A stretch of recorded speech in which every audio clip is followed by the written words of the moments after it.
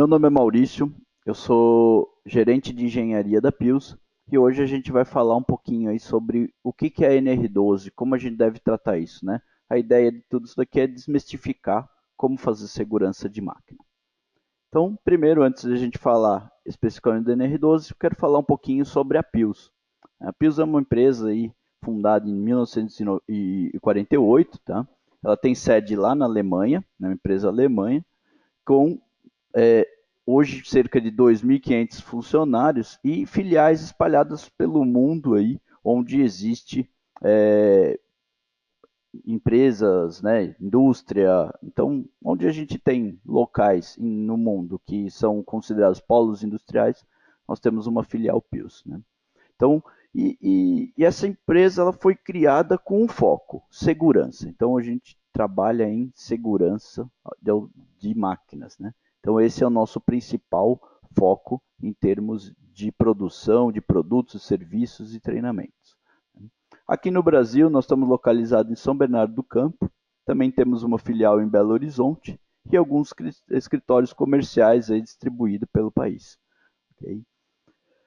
Bom, a Pius ela é uma empresa focada em pessoas, tecnologia e segurança. 20% do nosso faturamento nós investimos, né, reinvestimos em pesquisas e desenvolvimentos aí de serviço. Então, foco bem, bem forte dentro dessa área. Aí, né? Trabalhamos com conhecimento, gerenciamento, participamos em todos os congressos de normas, comitês que existem no mundo inteiro. Então, frequentemente temos essa foco, né? Sempre no setor industrial e toda a produção, né, feita na Alemanha é exportada para todos os lugares do mundo aí. Então, temos um foco mundial bem grande, né? Como falei, participamos aqui no Brasil também participamos dos comitês da BNT e mundialmente nos comitês da ISA e cada país tem o seu, né? Também trabalhamos muito com treinamento, né? Com foco em treinar as pessoas, em transmitir esse conhecimento para que o mundo se torne mais seguro. Okay? Bom, então vamos lá começar um pouquinho aí em termos aí de NR12, falar o que, que a gente tem que entender. Então vamos entender primeiro o cenário no Brasil. Então eu peguei esses dados aqui, são os dados do último anuário estatístico da Previdência, que é o anuário de 2018, né? Que ele tem um atraso, né? O Brasil gera com 2 anos de atraso a informação. Então o anuário desse ano saiu com os dados de 2016. Então vamos ver o que, que tem acontecido em termos de acidente. Então, quando a gente fala quantos acidentes ocorrem por hora aí, nós estamos falando que hoje cerca de 40 acidentes por hora ocorrem no Brasil. Os chamados acidentes típicos, né? Aquele acidente que ocorreu efetivamente no trabalho, não no deslocamento da pessoa saindo de casa, sofre um acidente de trânsito, que também é considerado um acidente de trabalho, mas não é típico. Então, trabalhando, foram 354.084 acidentes. Se a gente comparar com os dados anteriores, né, desde 2014, 2015 aí, a gente vê que tem melhorado. Então, esses anos são anos que a NR12, principalmente, em termos de máquina, vem crescendo nas indústrias, vem melhorando. E existe um reflexo numa melhora constante aí, ano a ano, dos níveis de acidentes, né? Só que ainda a gente tem um outro dado que a gente pode olhar, que é esses onde que acontece o acidente. E muitos acidentes acontecem em punhos e mãos, são os campeões. 26% de todos os acidentes aconteceram nas mãos e nos punhos das pessoas. Ou seja, as pessoas que estão ali, né, trabalhando, pondo a mão nas máquinas, pondo a mão no produto, tem que retirar, é onde mais acontece acidente. Ou seja, temos muito que fazer, porque 40 acidentes por hora é muita coisa, né? E existem dados também que mostram que de todos esses acidentes, máquinas, né, operação em máquina, é 17% do total. Então é muito forte ainda, né? Tem muito a fazer. Outro dado aí alarmante que a gente pode olhar é a questão das pessoas sofrerem acidente e ficarem incapacitadas. Hoje, o último dado oficial é 12.442 pessoas ficaram né, incapacitadas no ano de 2016. Isso dá 34 incapacitados por dia. É muita gente. E é muita gente que não vai ter mais como trabalhar, né? Ou vai ter que mudar de função, porque com essa incapacitação aí, alguém vai ter que bancar isso, né? Quem banca? Nossa Previdência. Que a gente sabe que é uma questão aí muito importante hoje no cenário político do país. Então, os acidentes de trabalho também não ajudam nesse ponto, né?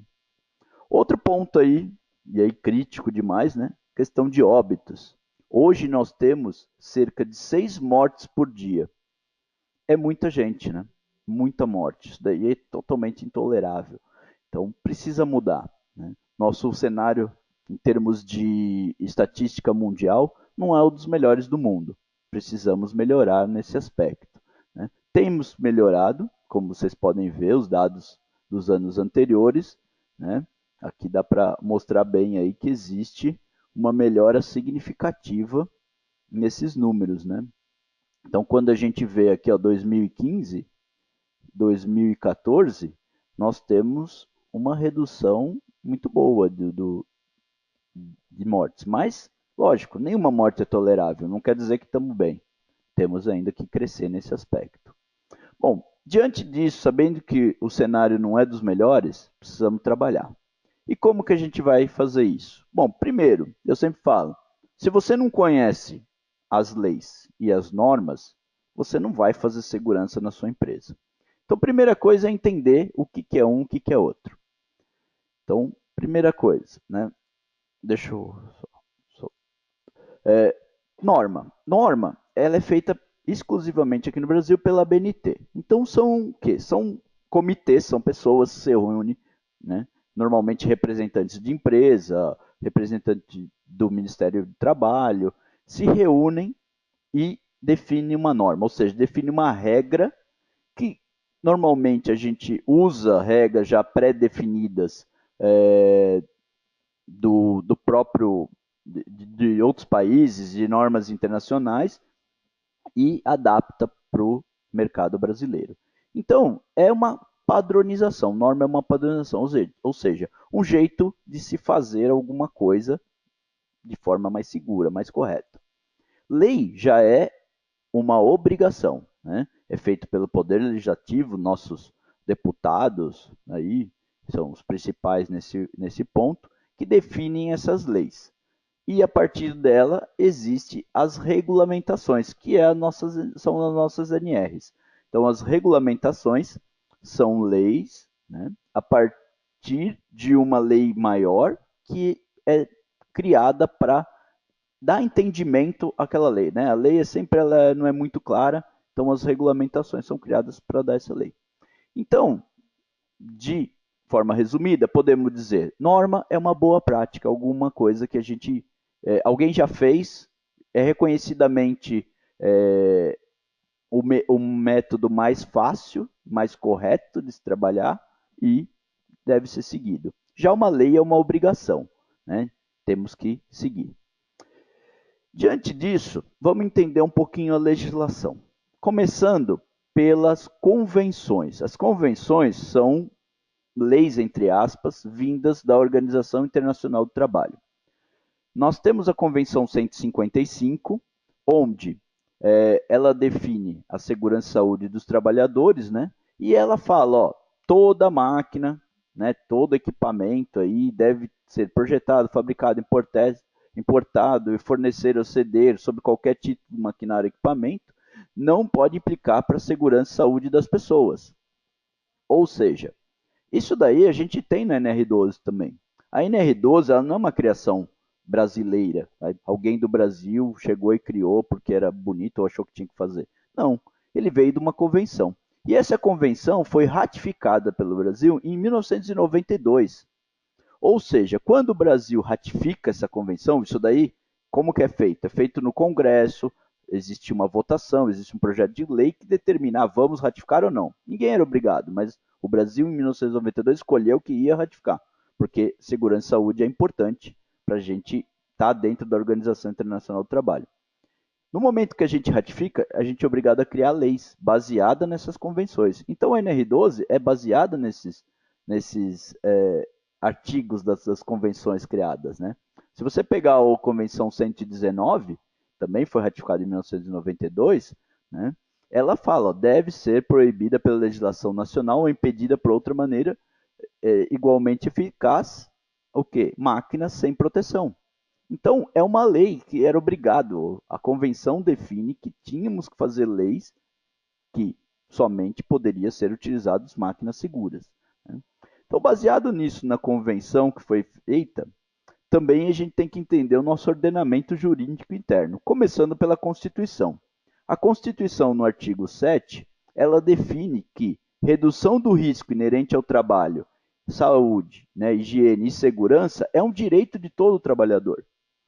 Então, somente com esse artigo, a gente já define que toda máquina tem que ser segura, ponto final. É um direito do trabalhador trabalhar de forma segura, né? Então, não precisava de mais nada. Todas as outras legislações ficam já submetidas a esse conceito da Constituição, né? Então, tem que ter proteção? Tem que ter cortina de luz? Tem que ter tudo numa máquina para que ela se torne segura, né? A CLT é outra lei, está abaixo da Constituição, e ela também define, ó, empresa, cabe à empresa cumprir e fazer cumprir as normas de segurança. Ou seja, toda empresa é obrigatória cumprir normas de segurança. Então, daí vem o ponto que norma é uma boa prática, mas também é uma obrigação, norma de segurança. Por quê? Porque está na CLT, né? Norma de segurança tem que ser cumprida. E o que são as NRs? As NRs foram criadas em 1978, né? E elas vêm para regulamentar, ou seja, explicar esses pontos da CLT, da Constituição, de forma mais clara, né? E em 2010, né, uma portaria criou a nova NR12. Então a NR12 ela já existia desde 1978, não é nenhuma novidade, né? Muitos acho que nem tinham nascido. Porém, esse novo formato, essa nova roupagem que ela tem, né, ser bem explicada, ter vários artigos, ela foi criada em 2010. E daí para frente se deu prazo para que as regras, né, de segurança, as normas de segurança sejam aplicadas nas máquinas, ok? Então, vamos lá, vamos entender aí um pouco mais. Além da NR12, ela não é o único, né? Como vocês podem ver, existe muita legislação. Existem diversas NR, hoje temos 36. Mas a gente tem que entender que existem duas outras NRs que são muito impactantes em termos de legislação. A NR3, que fala de embarque e interdições, e a NR28, que fala de fiscalização e penalidades. Ou seja, se você não cumpre as outras NRs, incluindo a NR12, você está sujeito a tomar uma multa pela NR28 e sofrer embargo e interdição, que é muito pior, porque vai parar a tua máquina, vai parar teu setor ou vai parar a sua produção. Então, não cumprir as NRs vai causar isso daí. Além disso, quando o assunto se torna um pouco mais grave, ou seja, o acidente já ocorreu, nós temos o Código Civil. No artigo aí 159, né, ele fala que ele por ação, omissão voluntária, negligência ou imprudência violar o direito ou causar prejuízo, ou seja, um acidente, fica obrigado a reparar o dano, né? E aqui, nesse artigo 150, 1521, nós temos também a definição de quem deve reparar esse dano, quem é o responsável. Então, ó, também são responsáveis pela reparação civil o patrão, o amo, o comitante, seus empregados, serviçais preposto, ou seja, todo mundo que tem algum cargo de gestão dentro da empresa é obrigado a reparar o dano, vai se tornar culpado. Então, se você tem algum subordinado abaixo de você, você é um responsável por qualquer acidente, né? E, além do Código Civil, que normalmente vai punir a empresa, nós temos o Código Penal. O Código Penal já não tem como punir a empresa, né? Não tem como pôr uma empresa na cadeia. Mas, o que dá para ser feito? Dá para prender pessoas, e aí que entra. Então, se expor a vida de alguém a um perigo direto e iminente, não precisa nem causar o acidente. Já é 3 meses de detenção a 1 ano, se o fato não constituir um acidente, um crime mais grave, como, por exemplo, morte ou alguma coisa.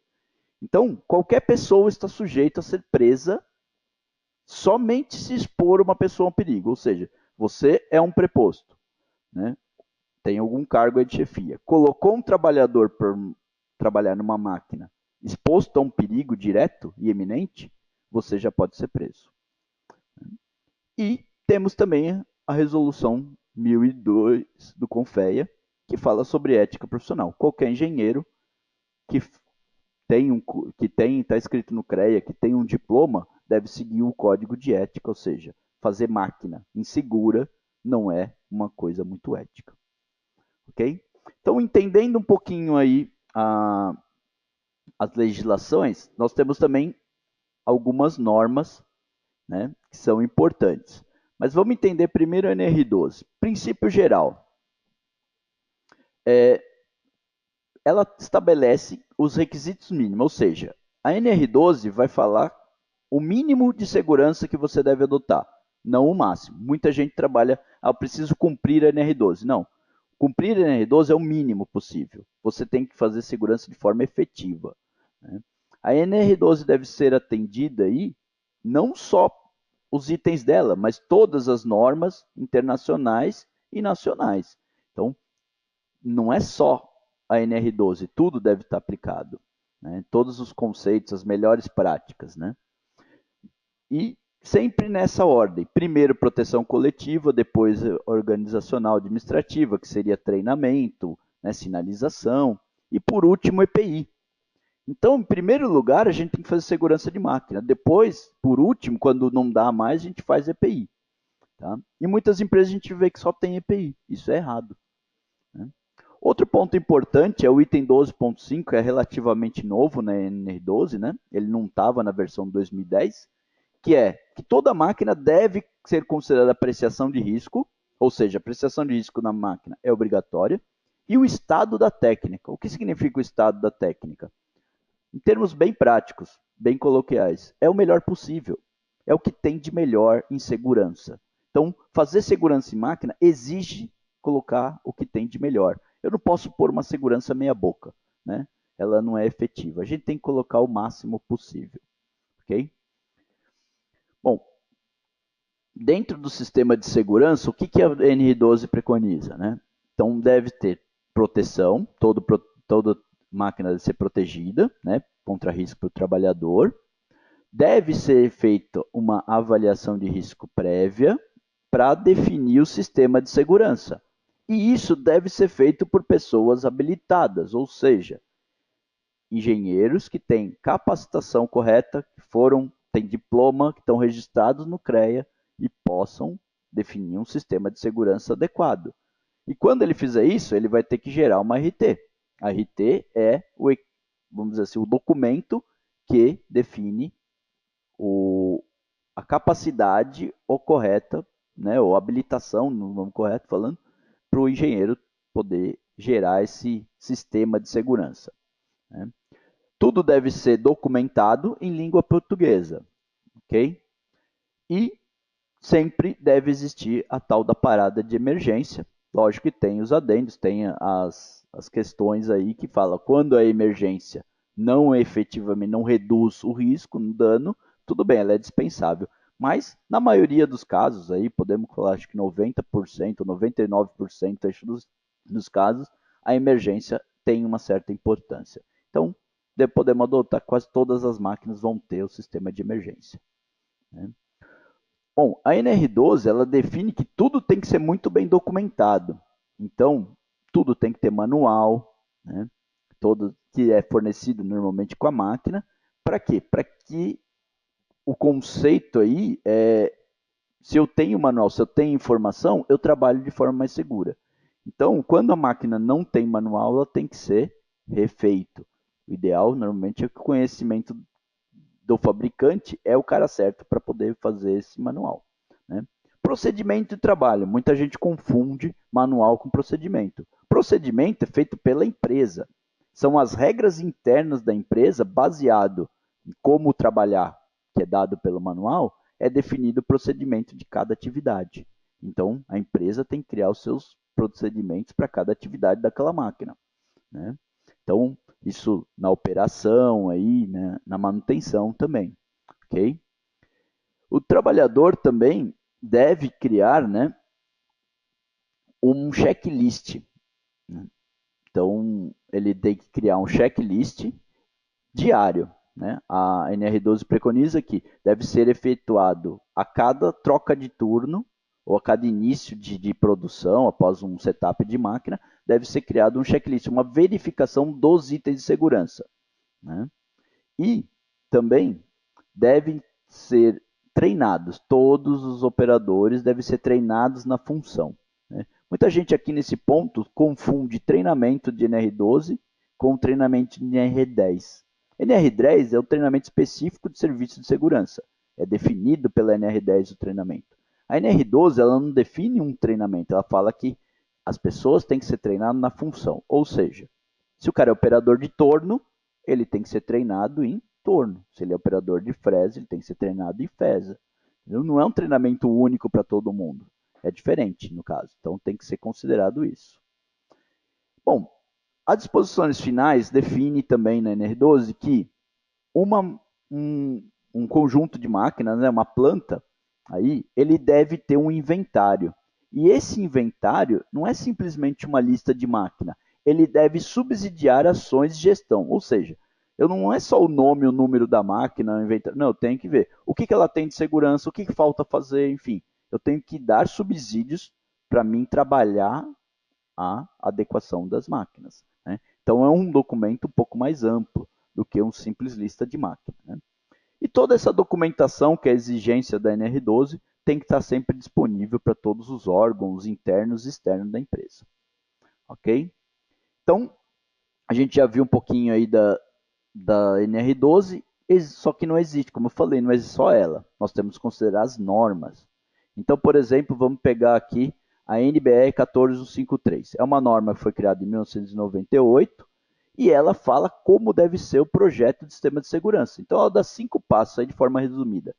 Primeiro, fazer a apreciação dos riscos, fazer a redução, especificar os requisitos, fazer o projeto e a validação.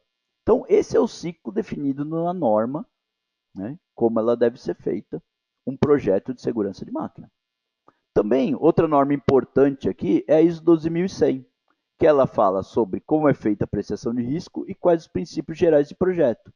Então, você verifica aí que ela fala, ó, essa norma define terminologia básica, princípios e uma metodologia para a segurança em projetos de máquina. Então, ela é a norma base, ela é considerada aquela norma A, que tem que ser seguida como padrão básico para se fazer uma máquina segura, né? É a primeira norma que a gente observa sempre, ok? Então, vamos falar um pouquinho agora como aplicar tudo isso em máquina. Então, primeira coisa, vamos definir segurança. Segurança é destinada a garantir a integridade das pessoas, dos bens e das instituições. Ou seja, eu não faço só segurança para proteger os trabalhadores, também faço segurança para proteger a própria máquina dela mesma, ela, né? É um investimento a máquina, custa caro, não é barata, não quero que ela estrague. Então, a segurança também ajuda nesse ponto. E a imagem das empresas também. São importantes que as imagens da empresa sejam preservadas, né? Ninguém quer no noticiário aí, minha empresa cortou uma pessoa, matou uma pessoa. Ninguém quer isso daí. Então, não é o ideal. Então, como eu faço uma adequação de máquinas? Primeiro, contrate empresas terceirizadas qualificadas ou qualifique sua equipe, né? Tanto faz aí, você vai contratar ou empresas ou pessoas qualificadas de forma adequada, como determina a NR12. Se você terceirizar, qualifique uma equipe para acompanhar. Lembra, a NR12 ela não termina depois de se adequa, ela é constante, ela é um ciclo, né? Então, temos que ter uma equipe para acompanhar e manter as adequações, né? Porque senão se perde com o tempo. Tem a credibilidade, exige a credibilidade, né? Certificação, né? Então, exige que as pessoas, os serviços tenham credibilidade, tenham alguma forma de ser creditados aí por algum órgão externo, de preferência. Exige que essas empresas que você contrata comprem normas, né? Não é interessante uma empresa que faz segurança que pirateie norma no mercado aí, certo? E exige que elas sigam as normas também. Não deixe o achismo tomar conta do seu projeto. Né? Em segurança não dá para ter achismo.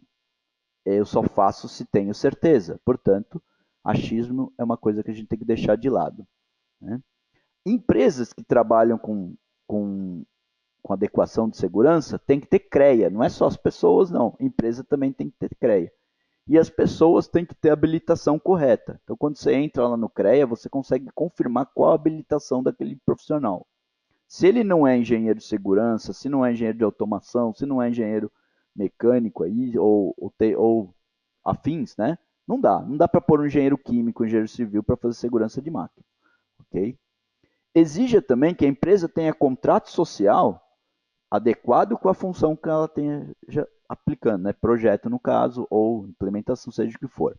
E outra, seguro de responsabilidade civil. Se estamos trabalhando com segurança, acontece alguma coisa, quem paga o prejuízo? Tem que ter seguro. Né? Se eu faço segurança, eu tenho que ter seguro. É uma exigência básica. Empresa que não tem seguro de responsabilidade civil não pode ser idônea para fazer segurança. Então, diante disso daí, vamos definir qual é o ciclo de vida de segurança de uma máquina. Então, para a operação, a gente precisa seguir apreciação, né, avaliação e tudo mais, até chegar no que a gente considera uma máquina segura. Para manutenção, existe o loto, que a gente vai ver também. E tudo isso, se a pessoa não tem um bom treinamento, não dá certo. Então vamos lá, avaliação de planta. Avaliação de planta é justamente aquele inventário, né, que é definido pela NR12. Então, onde você vai fazer uma análise completa da máquina, não só os riscos delas, mas tudo que envolve. Então, por exemplo, antes de começar a fazer a adequação de uma máquina, eu preciso analisar o risco dela, se ela é viável, se tem alguma conformidade já aplicada ou não. Né? Então, a gente analisa normalmente quando faz esse trabalho 5 funções aí, 5 parâmetros, né? Segurança, conformidade, medidas técnicas organizacionais e viabilidade. Então, a gente cria esse balance scorecard. Se uma máquina está adequada já ou está bem próximo disso, ela vai criar um alvo aqui, né, bem nas bordas do alvo. Se uma máquina é considerada insegura, tem que ter, né, viabilidade, aí tem que criar uma adequação mais prioritária, porque ela é mais perigosa, aí ela vai ter o quê? Um gráfico mais próximo do alvo. Com isso, né, aí isso daqui seria uma ideia para vocês do relatório que a gente normalmente faz, você tem informações completas aí. O que é a máquina, onde ela está instalada, o que ela tem de sistema de segurança, o que falta. Então, com isso, eu consigo fazer realmente uma gestão do de qual máquina eu priorizo, o que eu dou mais, o que é mais crítico para minha produção, né? Se eu devo jogar essa máquina fora porque ela não tem viabilidade, eu devo comprar outra porque é melhor. Então, com isso, você tem aqui máquina a máquina, você consegue trabalhar melhor essa gestão, ok? Bom, uma vez tendo o inventário feito, você começa a fazer as apreciações de risco. Bom, a norma ISO 12100, como eu falei, é a norma que determina como fazer. E ela determina a metodologia, que é encontrar os limites, identificar os perigos, estimar os riscos, avaliar os riscos, verificar se os riscos, né, podem ser adequados ou não e determinar essa redução do risco. Então vamos ver. Né? E esses 3 itens é o que a gente chama de análise de risco. O processo todo chama-se apreciação de risco. Então vamos ver. Limite da máquina. O que é o limite da máquina? É definir onde que ela deve ser usada, qual a vida útil, quais as dimensões dela, quantas peças ela faz, né? Qual o tempo de ciclo dela, enfim, qual as fontes de alimentação que ela usa. Isso são os limites da máquina. Então, primeiro, para mim fazer segurança, eu preciso entender os limites. Se eu não entendo o limite da minha máquina, como que eu vou propor um sistema seguro adequado? Então, o primeiro passo é entender os limites da máquina.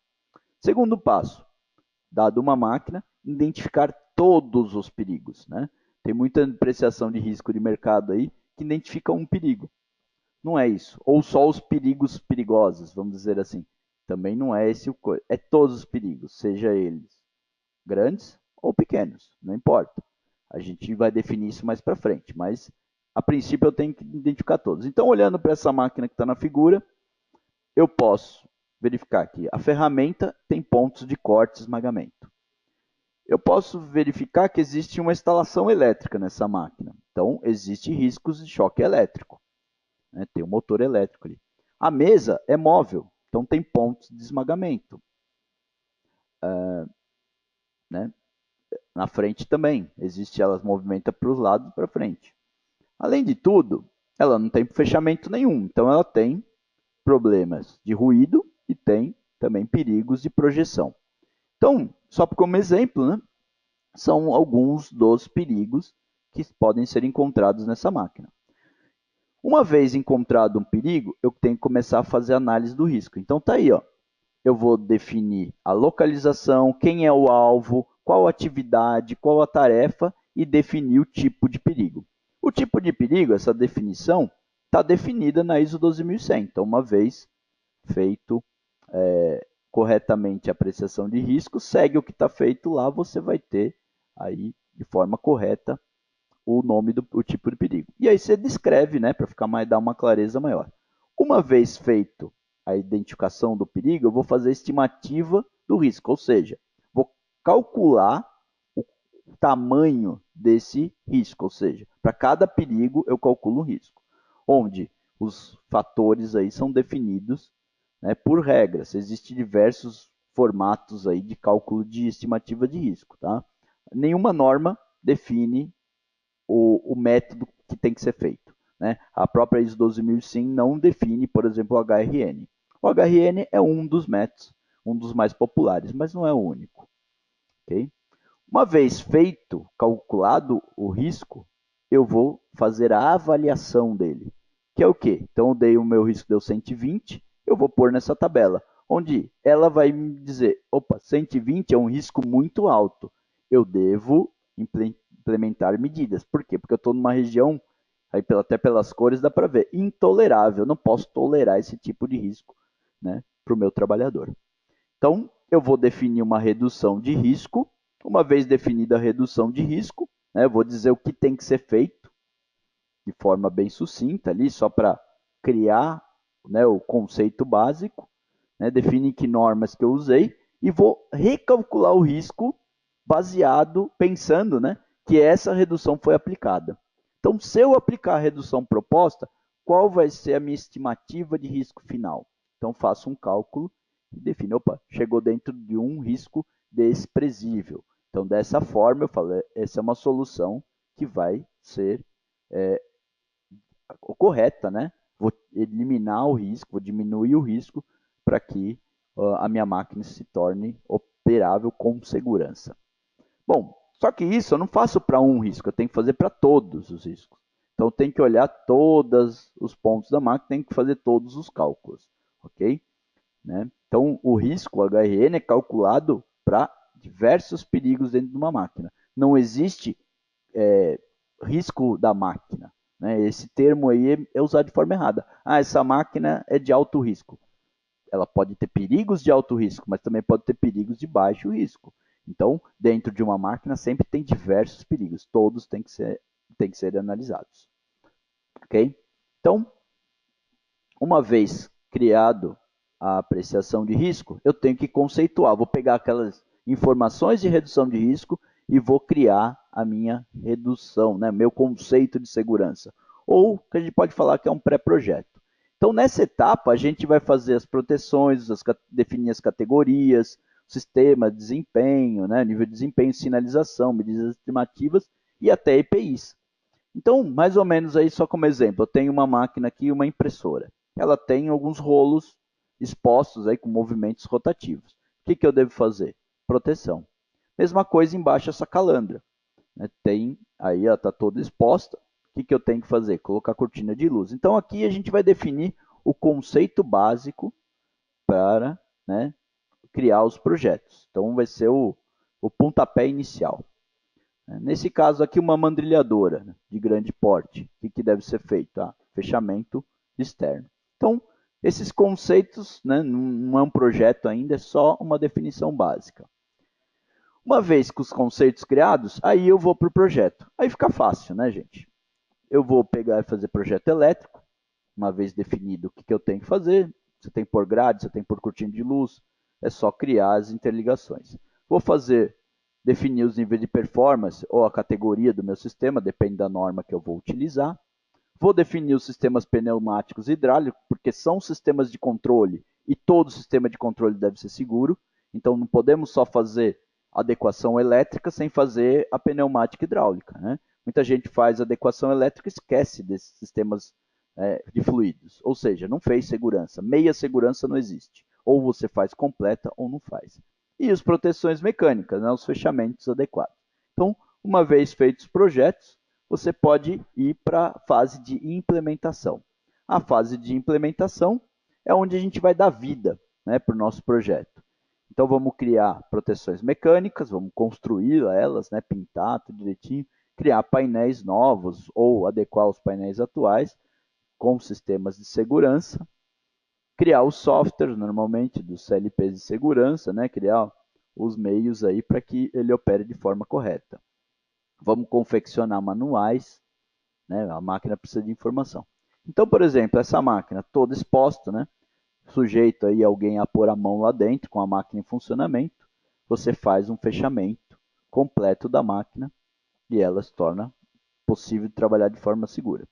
Essa prensa também, toda aberta, né, tinha abertura por baixo, abertura por cima, você faz um fechamento dela completo, né, com sensores de segurança e tudo, e a operação se torna segura de forma adequada para qualquer pessoa.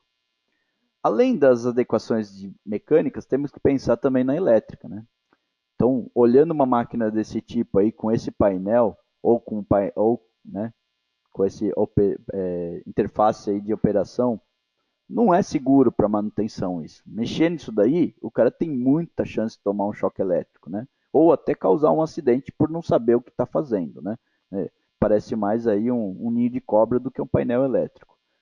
Então, a máquina tem que ter um painel de operação claro para facilitar para o operador ter segurança no que ele está fazendo e para manutenção também um painel organizado, fechado, protegido eletricamente. Okay? Então tudo isso tem que ser adequado. Bom, terminado a implementação, eu preciso validar, porque em segurança eu não posso simplesmente fez, entrego, acabou. Isso não existe. Em segurança, eu sempre preciso checar, eu sempre preciso verificar. Né? Isso faz parte de qualquer tecnologia de segurança aplicada. Qualquer norma de segurança preconiza que a validação, ou seja, a reverificação no final do processo tem que ser feita.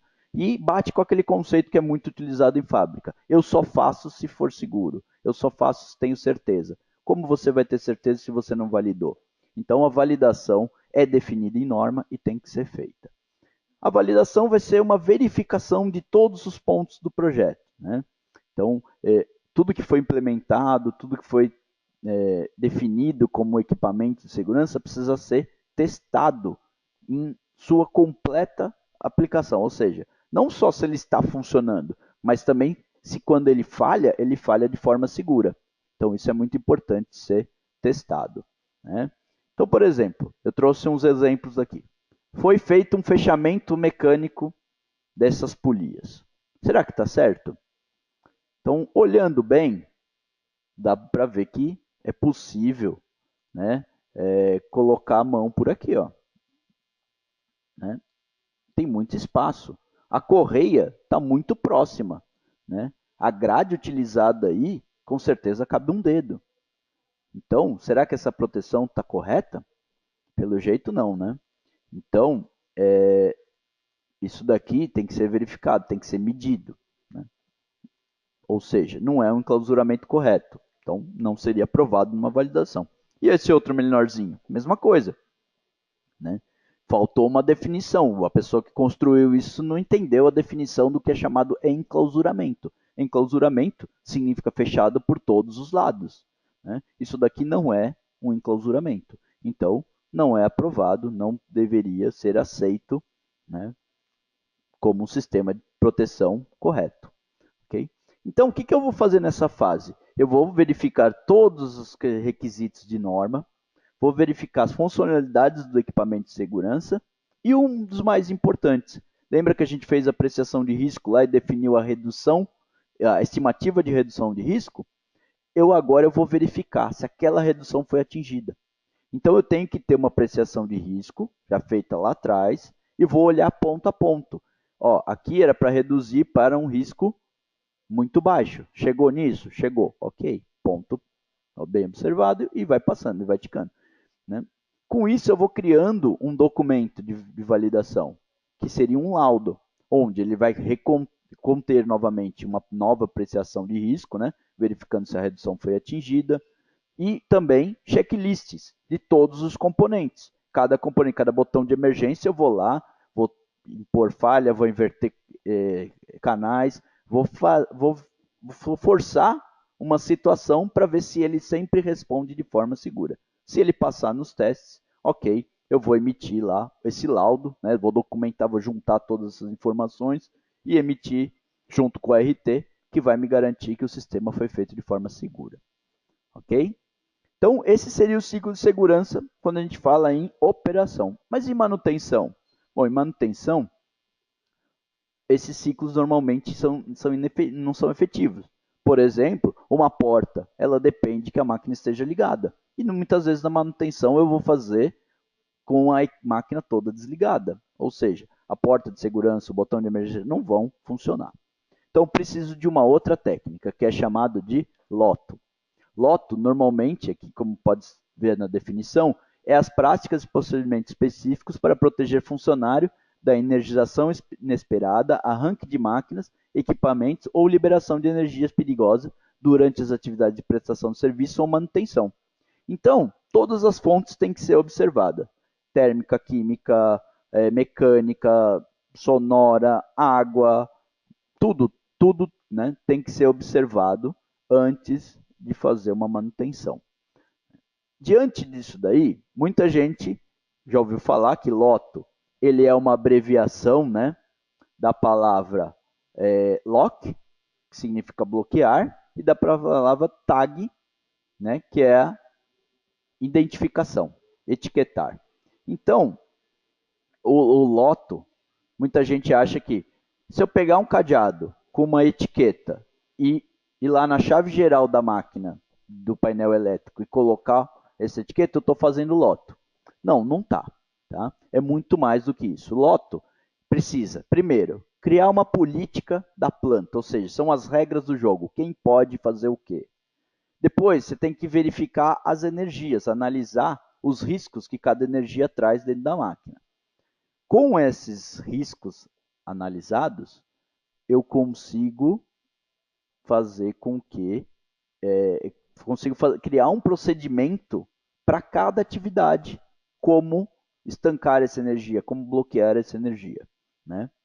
Então eu crio toda a sistemática de isolação e identificação. Só que as pessoas precisam conhecer, isso é procedimento, né? Não é um equipamento automático, depende de pessoas atuando. Então tem que ser muito bem treinado, tem que ser muito bem monitorado e tem que estar em constante verificação, porque precisa sempre melhorar. Você não vai conseguir fazer um procedimento excelente na primeira vez que você está fazendo. Né? Existem atividades que talvez você nunca fez de manutenção e um dia você vai precisar fazer. Provavelmente essa atividade não vai estar naquele momento que você fez o procedimento, né? Você nem conhecia essa atividade ainda. Então, constantemente você tem que estar fazendo melhoria. Então tá aí, ó. Isso daqui seria um exemplo de procedimento LOTO, né? Onde eu vou fazer isolação, dissipação aí de cada máquina, ok? Então, ó, todas as fontes das máquinas têm que ser energizadas. Então aqui, ó, tem elétrica, nós temos térmica, nós temos pneumática, né, ou hidráulica. Então, cada um foi definido com uma cor e cada um tem o seu procedimento de isolação, ok? Então, uma vez feita a isolação, eu tenho que bloquear. Bloquear é botar o cadeado para que ninguém ligue. Além de bloquear, eu preciso dissipar algumas energias, por exemplo, como a pneumática, ela fica armazenada no tubo, né? O tubo continua sob pressão. Portanto, eu preciso dissipar essa energia, né?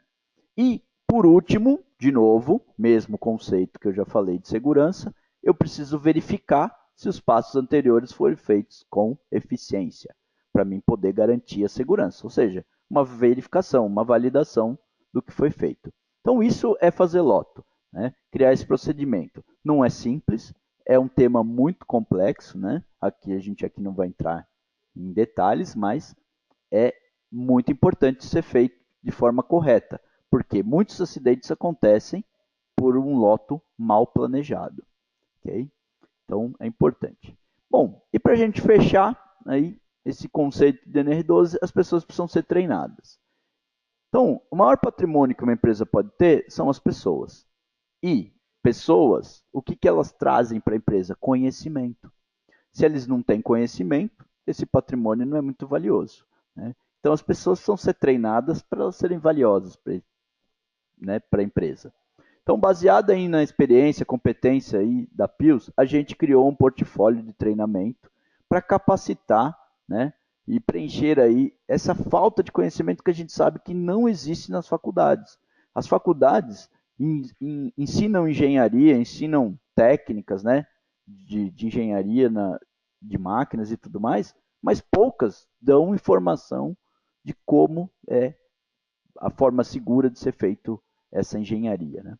Então nós criamos aqui os cursos básicos, intermediários, avançados. Também temos cursos específicos, né, pode ser criados sob demanda. Os cursos dos produtos de segurança da Pius e também temos uma certificação, né? Então, ó, dos diversos cursos que a gente tem na Pius, a gente tem o curso de NR12, que tem um foco bem, bem dentro do que a gente falou hoje aqui nessa apresentação, que é dar um bom conhecimento do que é NR12, quais são as outras NRs que influenciam na questão da NR12, as normas nacionais e internacionais são obrigatórias de ser aplicadas, né? E como fazer a apreciação de risco. Então, o curso de NR12 da PIL envolve tudo isso daí. Também temos o que a gente chama de projeto de segurança elétrica, mecânica, hidráulica e pneumática. São 3 módulos, né? O módulo de elétrico, mecânica e o pneumática. Esses módulos podem ser feitos aí conforme a sua necessidade, né? A tua falta de conhecimento para poder querer escolher um módulo específico. E qual que é a ideia? Mostrar o que é um sistema de segurança, o que é uma proteção, como ela deve ser montada, que normas devem ser consideradas para o projeto seguro desses temas. Então, o projeto de segurança elétrica não vai te ensinar a fazer projeto elétrico, mas vai te dar capacidade de entendimento do que um projeto elétrico precisa ter. Ah, mas eu não sou projetista elétrico, eu vou conseguir fazer esse curso? Vai. Por exemplo, se você é um engenheiro de segurança, você compra máquinas, a tua empresa recebe máquinas, né, que tem elétrica. Como você vai reconhecer se você está comprando corretamente ou não? Então a gente fala, é importante conhecer as necessidades do que é uma segurança elétrica, né, para você poder comprar a máquina, definir junto com a tua equipe de projeto, enfim, tudo isso daí. Por isso que é importante, mesmo não sendo projetista elétrico. Também temos o curso de Loto. O Loto é um curso que a gente explica todos os elementos, como criar os procedimentos, como criar as políticas, como funciona o sistema de autorização para que você tenha, né, um procedimento dentro da sua empresa eficaz, né? Isso é o mais importante. Então, dentro desse curso a gente também explica.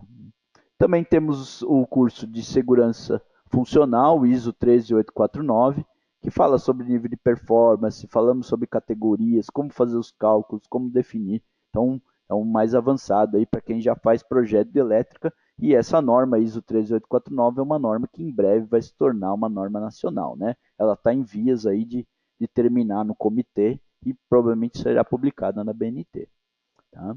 Também temos o curso de segurança em célula robotizada, que também explica como deve ser construída a segurança dentro de uma célula, né, o que deve ter, sistemas paletizadores, hoje robô colaborativos e tudo mais, né? Todo mundo fala aí, robô colaborativo é um robô seguro, esse é um conceito errado, então tem que tomar um pouco de cuidado. né? E nesse curso a gente explica tudo isso daí. E também temos os treinamentos dos produtos Pius. Se você usa um produto, um CLP da Pius, nós temos os treinamentos para você aprender a programar ou monitorar, fazer manutenção e etc. Ok? Além dos cursos que a gente também tem o curso de certificação, que é o CMSE, né? Certified Machine Safety Expert. Esse curso nada mais é que foi uma junção, né, entre a Pius e a TUV Norte. A Pius criou o curso, o conteúdo, e a TUV Norte, como um órgão certificador internacional aí, reconhecido mundialmente, aplica uma prova e certifica o participante como um CMSE. Okay? Então, é uma parceria entre as duas empresas e ele é feito da seguinte forma. Então, um treinamento de alta qualidade, com certificado, né? Cria um autodesenvolvimento profissional, né? Cria um aprendizado prático aí de como fazer segurança em máquina. Lógico que a gente fala, o foco desse treinamento é a certificação, então ele é intenso, né? Apesar de ter muito conteúdo em pouco tempo, né? São 5 dias de treinamento, mas muita gente, né, tem às vezes até dificuldade, porque a gente fala, se você não tem capacidade, deve se preparar antes, porque o foco é a certificação. Né? E abordamos todos os temas. Abordamos elétrica, mecânica, hidráulica, pneumática, normas, legislações, enfim. Tudo que a gente comentou hoje aqui é abordado nesse treinamento como certificação. Né? E temos outros treinamentos também, tá? Então, se você quiser saber aí conteúdo, quem é o público-alvo para cada tipo de treinamento, a duração e etc. Aqui nós temos uma página na internet, né? Na própria página da PIL, você entra em serviços, tem treinamento, e você tem lá visão geral, seminário, né? Tudo sobre os treinamentos, ok? Aqui está embaixo está o endereço, que você pode digitar diretamente e já entrar nessa parte do treinamento. Ok, pessoal? Bom, e para a gente terminar, eu gostaria de fazer um convite para vocês, antes, que é a FEIMEC. Nós estaremos, a PIUS vai estar na FEIMEC, tá? Entre os dias 24 e 28 de abril, todos os dias, né? Inclusive no sábado aí, sábado com horário diferenciado, mas de terça a sexta, das 10 às 19, lá no pavilhão da Imigrantes, todo mundo, São Paulo Expo, né, o nome deles, todo mundo conhece o pavilhão da Imigrantes, no quilômetro 1,5 ali da Imigrantes, quase chegando ali na Bandeirantes. Okay? O stand da Pius é o E364, e durante esse treinamento nós teremos mini seminários. Então, todo dia, em hora, vai ter um seminário falando de um tema específico. São seminários curtos. Quem quiser, fica à vontade aí para se inscrever e né, participar dos nossos seminários. E visitar a Pius. Também teremos bastante novidades ali em produtos, né, de segurança. Então, todos estão convidados a estar com a gente lá na Expo São Paulo. Ok? Bom, pessoal, estamos chegando aqui ao final. Então, a gente vai abrir espaço aí para perguntas, ok? Eu já recebi algumas aqui, vocês ficam livres aí para fazer perguntas e eu vou respondendo. Então, teve algumas perguntas aqui que eu já recebi. Vamos começar a fazer as perguntas e respostas aí, ok? Bom, o Fabrício perguntou onde encontra informações que especificam a redundância elétrica de força e comando, principalmente para categorias 3 e 4. Bom, Fabrício, a principal norma aí é a NBR 14153, que fala sobre categoria. Mas, se a gente considerar o estado da técnica, a norma que define como devem ser as redundâncias, como deve ser construído isso daí, é a ISO 13849. Tá? Essa norma é a norma que, vamos dizer, hoje é o estado da técnica em termos mundiais. É o que tem de mais moderno e o que te dá um nível de segurança maior. Tá? A norma brasileira é a 13849. Então, dentro desses contexto, você deve seguir as duas normas, ok? Ele Também tem outra pergunta. Em caso em que foram feitas adequações em um grupo de equipamentos diferentes da mesma empresa, a RT da análise de risco deve ser individual ou pode ser feita uma única RT para análise de vários equipamentos? Bom, a RT, pessoal, ela é uma, como o próprio nome diz, anotação de responsabilidade técnica. Ela define quem é o responsável técnico por um serviço ou uma adequação de engenharia, ok? O que o CREA define? Para cada contrato estabelecido, deve ter uma RT. Ela é por contrato. Então, se eu comprei a adequação de uma máquina, eu tenho uma RT. Se eu comprei a adequação de 10 máquinas, eu tenho uma RT para as 10 máquinas. É isso que está definido no CREA. E dentro das ARTs, elas definem os serviços, as atividades que foram. É uma das coisas que você deve preencher quando você faz uma RT. Então, eu tenho que preencher quais atividades eu estou fazendo. Então, por exemplo, se eu estou fazendo um serviço de apreciação de risco, a atividade preenchida na RT é serviço de apreciação de risco, que deve ser feita por um engenheiro de segurança, como determina a habilitação no CREA. Né? Se eu vou fazer um serviço de apreciação de risco, projeto elétrico, instalação, validação, enfim, faço vários serviços dentro de um único contrato, é uma RT com essas atividades. Porém, a pessoa que assina a RT precisa ter todas essas habilidades. Normalmente, não é uma única pessoa. Então, por exemplo, eu tenho uma pessoa que vai fazer o projeto elétrico, eu tenho outra pessoa que vai fazer os projetos de fluidos, eu tenho outra pessoa que faz a apreciação de risco, ou seja, cada um tem a sua habilitação. Então, eles vão fazer uma RT de equipe. De novo, uma única RT para o contrato, só que é chamada RT de equipe, onde você vai ter a RT por habilitações, cada pessoa. Então, é isso que determina o CREA, tá? Isso está dentro das resoluções do CREA, vocês podem baixar entrando no site do CREA e vendo legislação, você consegue, é gratuito, você consegue baixar todas as legislações que explica tudo isso. Ok? Outra pergunta aqui do Edson Martins. A norma fala de profissionais habilitados e não especifica engenheiro ou técnico. O técnico também é um profissional habilitado, possui inscrição no conselho de classe. Sim, Edson. O técnico é um profissional habilitado, porém, a habilitação de cada profissional é definido no CREA. Né? Existem também regulamentações que definem o que cada habilitação pode ser feita. E é nessa resolução do CREA que você tem que se basear. Se eu não me engano, acho que ela é a 1010. Tá? Posso estar enganado. Então lá vai dizer, olha, engenheiro eletricista pode fazer projeto elétrico, né? Não com essas palavras, é bem complexo essa questão de habilitação, mas existe lá. Então, engenheiro mecânico pode fazer projeto de mecânica. Engenheiro civil pode construir prédio. Então, dentro dessa resolução, cada engenharia tem as suas habilitações, o que pode e o que não pode fazer. E aí a questão do técnico e tecnólogo também entra nessa questão. O que um técnico pode fazer e o que um tecnólogo pode fazer. Tá? Não é muito claro, não vou mentir para você que é um documento super claro, que é chegar lá, olhar e entender. Muito pelo contrário, eu achei ele até meio complexo, ele dá brechas para outras características, mas existem regras. Né? De bate-pronto, a gente pode dizer, engenheiro faz projeto, técnico não faz projeto. Tá? Mas não é uma regra pré-definida. Existem outros meios, se você comprovar, você pode ter habilitação, enfim. Existem formas, também é possível. Mas o que a gente pode estabelecer, você acabou de sair da faculdade, como engenheiro, você pode fazer projeto. Você tem já habilitação para fazer projeto. Você acabou de sair do colégio técnico, você ainda não tem habilitação para fazer projeto. Ok? Para definir segurança.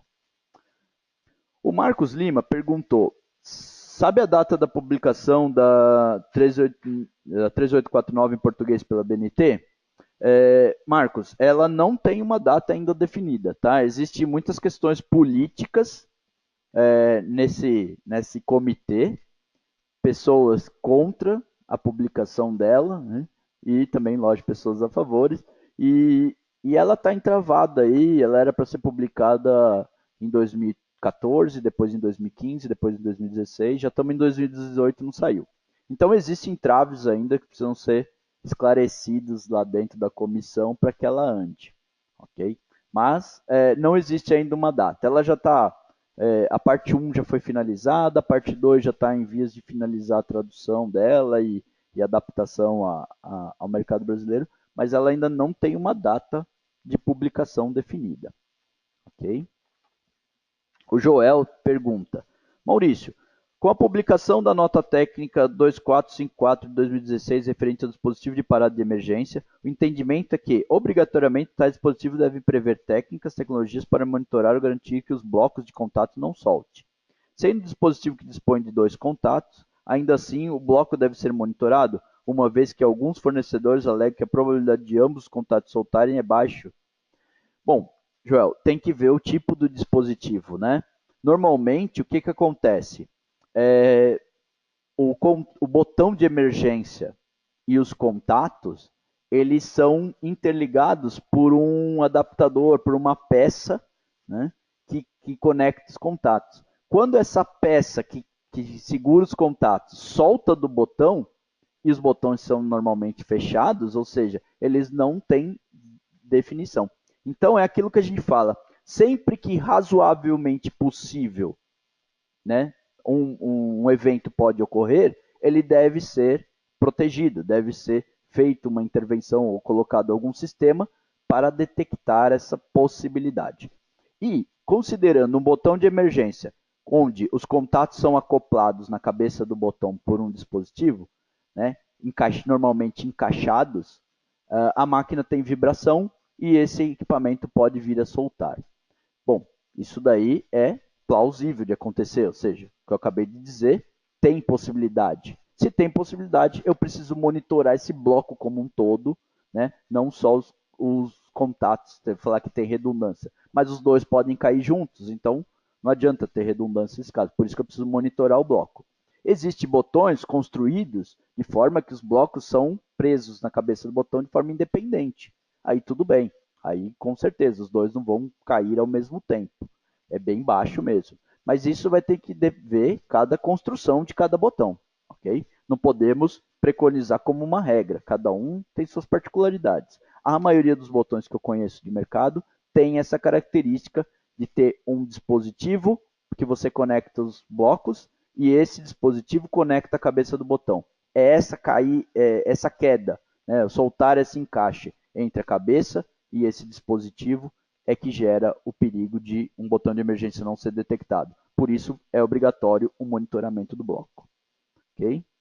O Rafael pergunta, falando um pouco mais sobre os treinamentos, gostaria de saber qual curso é melhor indicado para engenheiro de automação júnior. Né? Bom, se você é um engenheiro que acabou de se formar ou está iniciando sua carreira de automação, projeto em máquinas, eu aconselho que você faça todos, né? Talvez os mais específicos, célula robotizada, por exemplo, você não trabalha com célula robotizada, trabalha com outro tipo de máquina, aí não é interessante. Mas o curso de NR12 seria o teu pontapé inicial, né? Depois, fazer o treinamento de projeto de eletricidade, de mecânica, hidráulica e pneumática, porque quem trabalha com automação normalmente está envolvido em todas essas etapas aí, né? De como fazer segurança, você vai fazer uma porta, você vai fazer um equipamento monitorado, tem mecânica, tem hidráulica, tem pneumática, tem elétrica, tem tudo.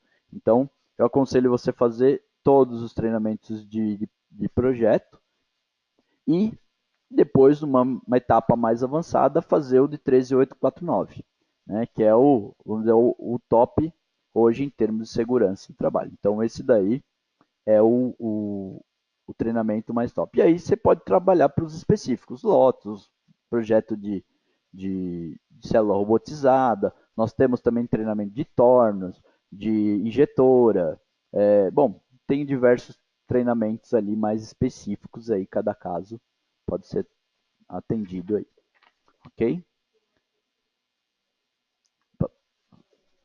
Oi, só um minuto, deixa eu pegar as perguntas aqui, tem mais duas. Hum?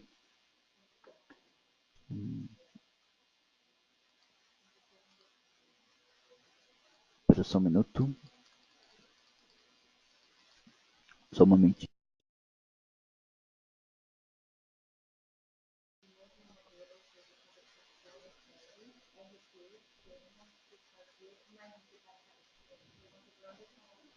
Bom, o Anderson pergunta, quando ele tem equipamento em série, precisa fazer uma RT para cada equipamento, né, produção em série?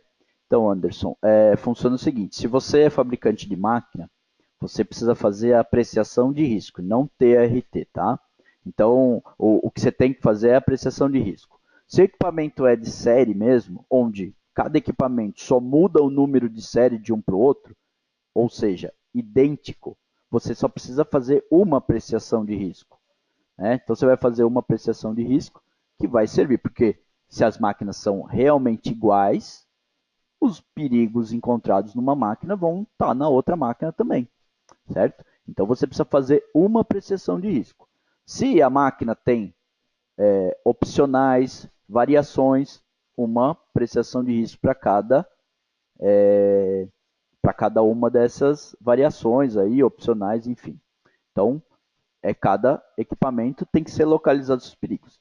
E esse trabalho de fazer a apreciação de risco, o engenheiro responsável por ele precisa gerar a ART. Então, se você tem máquinas 100% iguais, só muda o número de série, você faz uma apreciação de risco e esse profissional que fez essa apreciação de risco tem que gerar uma ART. Ok? Tem mais perguntas aqui, espera só um minuto.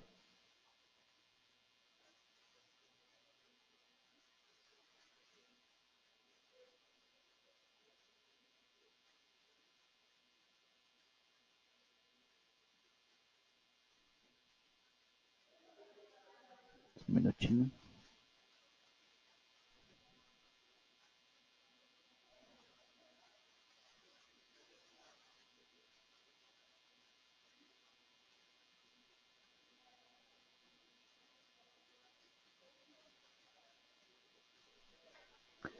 Bom, chegando aqui mais pergunta. Então, o André pergunta: o cálculo de categoria de segurança de uma parada de um sistema também é definido na norma 14153?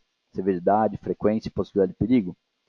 Então, o equipamento de segurança, né, ou de emergência, no caso, o botão de emergência, ele é uma função de segurança também. Então, deve seguir a norma 14153 ou a 13849, conforme o que você estiver utilizando. Então, assim, ele deve representar uma função. Tem como ser calculado, sim. Você tem que considerar o risco a que o botão de emergência pode, pode ser aplicado, né? Pode ser utilizado. Então, normalmente, de uma forma mais simplista, se você falar, a emergência serve para todos os perigos envolvidos na minha máquina. Então, você vai pegar o risco mais alto e definir a categoria em função desse risco. Né? Então, seria mais alto. Agora, não necessariamente isso daí é uma regra, né, gente? Tem que entender que, às vezes, o botão de emergência não é para todos os perigos. Então, em muitos casos, o botão de emergência não tem a categoria, tem uma categoria às vezes menor do que um outro sistema de segurança da máquina, ok? Mas deve ser feita a análise de risco, né, do perigo, aí, severidade, frequência, possibilidade de evitar, né, probabilidade, conforme cada norma, ok? O Joel pergunta aí, ó, na verdade é o Frederico, né? A ISO 13850 proíbe símbolos, né, com exceção do vinculado EC e textos na parada de emergência. No Brasil, há norma vigente sobre dispositivo de parada de emergência e nenhuma proibição. Afinal, pode ou não conter texto de parada de emergência? Bom, o símbolo de parada de emergência internacional, na nova norma, é obrigatório, deve estar já no botão. Então, aquele triângulo, né, com um pontinho de exclamação ali, aquele símbolo internacional de emergência é obrigatório também na 13850. Tá? O texto, isso daí a gente interpreta como sendo todo botão, todo comando da máquina tem que ter a sua explicação do que ele é. Né? Então, a palavra emergência, seguindo a NR12, os conceitos de NR12, você deveria ter essa simbologia. Por quê? Apesar de ser um botão de emergência, é um comando também. E os comandos devem ser bem identificados. Tá? Não é obrigatório, é uma indicação. E a gente fala, porque o emergência é o próprio botão. Né? A emergência, o vermelho e amarelo, é o que indica a emergência. Então, isso daí deveria todo mundo ser treinado e verificando lá, ó, tem que ter, viu o botão, viu um equipamento amarelo e vermelho, significa que se trata de emergência, né? Então, essa cor já seria suficiente, tá? Mas é bom ter a palavra, né? Parada de emergência, até para diferenciar o que é parada de emergência do que realmente é parada, ok? Outra pergunta do Marcos. Maurício, comente um pouco do seu conhecimento em relação às categorias de paradas de emergência, categoria parada 0, 1 e 2. Então, pessoal, categoria, né, ela tem tipos de parada. Basicamente, de uma forma bem resumida, é parada. Se eu tenho que remover, para ser seguro, eu tenho que remover energia. Então, eu tenho duas formas de remover energia. Primeiro, eu corto a alimentação da energia, seja ela elétrica, pneumática, hidráulica, enfim, qualquer uma. Eu corto essa energia imediatamente e a máquina para por inércia. Isso é parada zero. Eu posso fazer de uma outra forma. De vez eu remover energia de forma imediata, eu levo a máquina para um estado seguro, né? Então eu reduzo a velocidade, eu posiciono um braço numa posição que ele não caia, enfim. Eu tenho uma ação controlada da máquina. Depois que eu atinjo a minha condição segura, eu removo a energia. Isso é a categoria de parada 1. Existe também a categoria de parada 2. A categoria de parada 2, ela não é segura. Ela não pode ser utilizada como parada de segurança. Ela pode ser utilizada como parada de processo. Que é o quê? Você não remove a energia no final. Você leva a máquina para um estado de parada, de inércia ali, ele elimina tudo, mas você continua mantendo a energia. Então, dessa forma, você pode utilizar isso como parada de processo, a categoria de parada 2, porém não pode utilizar como parada de segurança. Ok? O Renan pergunta aqui. Qual a sua opinião sobre a apreciação de risco em cada face da máquina, como frontal, lateral e posterior? Bom, se você só tiver um perigo em cada face, até seria aceitável, né? Mas não é o que acontece na prática, né? Então, a apreciação de risco, a norma determina muito claro que você deve localizar todos os perigos, independente de quantos tem em cada face. Então, eu não posso ter um risco para cada face. Eu tenho que encontrar todos os perigos e calcular um risco para cada perigo, né? Seja ele onde ele estiver, em cima, embaixo, dentro da máquina, fora, não importa. Todos os perigos devem ser encontrados. Isso é a definição da ISO 12100. Todos os perigos devem ser encontrados e todos os perigos devem ser calculado o risco. Ok, Renan? O Fabrício pergunta, referente à categoria 4, em uma partida com inversor de frequência, com sistema safety integrado, é necessário contato em série na partida? Depende de como você vai trabalhar isso daí. Se o sistema ele já é categoria 4, ele tem já o contato, existe equipamentos de mercado aí que um contato de saída também é categoria 4. Então, com um único contato de saída, você desliga esse equipamento. Existem equipamentos de mercado que cada contato, cada saída do seu CLP não é categoria 4. Então, se eu usar um contato só para desligar esse sistema categoria 4, eu não atinjo a malha categoria 4. Então, eu preciso de dois para atingir isso. Então, tudo isso, Fabrício, vai depender do como o seu sistema de comando, né, o seu controlador, o seu relé, é definido para fazer uma ligação de saída em categoria 4, tá? Vai depender de fabricante para fabricante.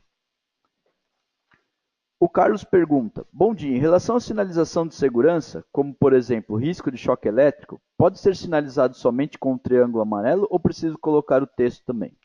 Bom, existem normas internacionais que definem como são feitas as identificações de segurança em máquina, né, ou as simbologias, tá? Então, existem os símbolos internacionais e existem recomendações para se colocar texto também, tá? Então, são normas, são boas práticas, não é uma questão que a gente pode falar obrigatoriedade. Mas eu indico que sempre tenha o símbolo e uma identificação na língua do país. Isso facilita. Por quê? Porque olhando em termos de segurança, não falando em obrigatoriedade, vamos pensar aqui em termos de ser o mais seguro, o estado da técnica. O que é melhor? O que é importante numa sinalização? É identificar para a pessoa, né, para o operador, para o terceiro, para o faxineiro que está passando ali, que existe um perigo. E aí vem a pergunta: todo mundo conhece a simbologia internacional? Provavelmente você vai dizer não, né? Nem todo mundo conhece. Alguns símbolos ali são restritos, aí você põe na frente de uma pessoa, ela não sabe do que se trata. Então, só a simbologia, na minha opinião, não é suficiente para dar segurança em termos de informação para quem estiver ali próximo à máquina, né?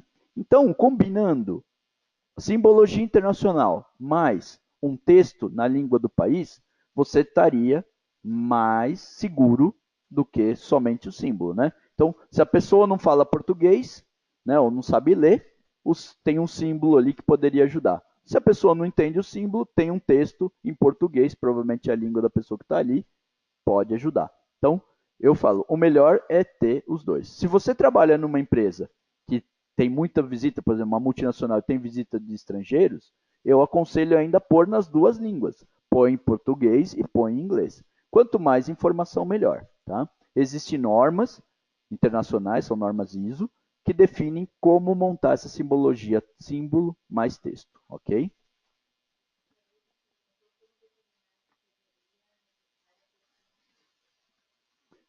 Bom, Ailton, o Ailton perguntou como determinar a categoria de um equipamento. Bom, Ailton,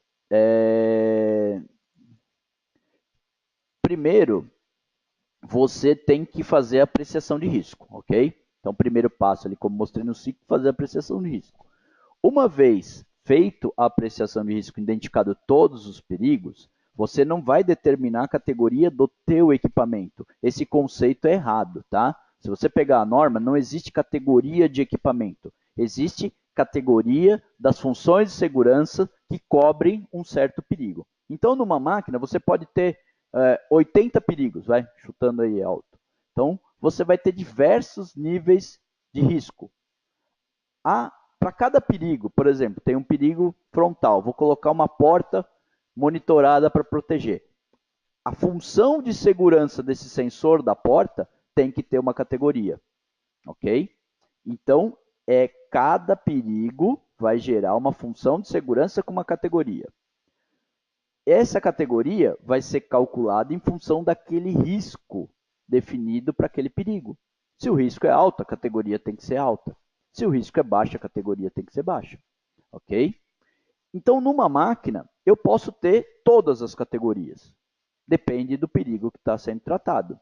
Então, se eu ponho uma porta na frente de um perigo de risco alto, eu vou ter categoria 4, 3, vai depender do cálculo, e conforme a norma 13, 14153, né? Ou a 13849.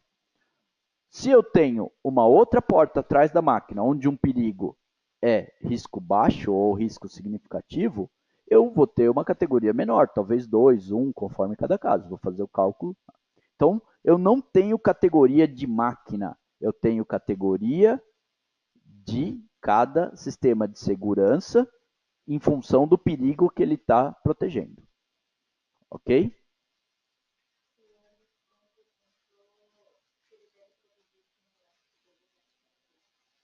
O Anderson está perguntando se é necessário traduzir o esquema elétrico que está em inglês.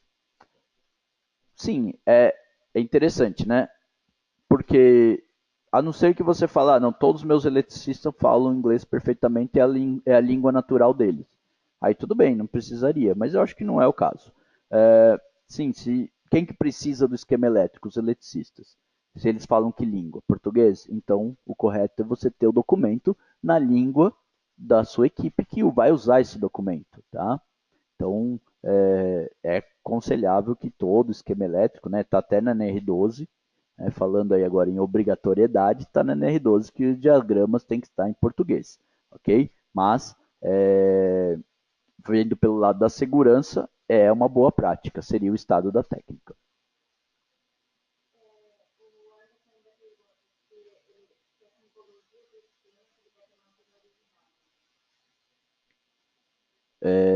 Sim, o esquema você pode é, usar qualquer simbologia, qualquer método de simbologia no esquema elétrico, tá? Não tem problema nenhum.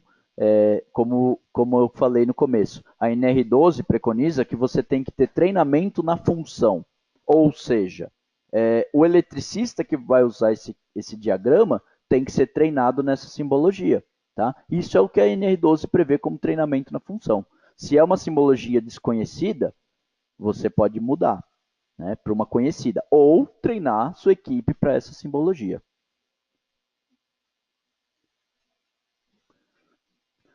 Ok, pessoal? Então, foi isso. Vamos terminar por aqui. Aí na tela de vocês está o meu e-mail, meu telefone. Estamos sempre à disposição. Se tiver alguma dúvida aí, pode entrar em contato, né? Se estiver interessado em alguns dos nossos treinamentos ou nos nossos serviços, também, por favor, entre em contato, que nós teremos o maior prazer de ajudá-los, tá? Então, muito obrigado a todos pela participação e em breve teremos novos aí webinars aí para participar com vocês. Tchau, tchau, pessoal.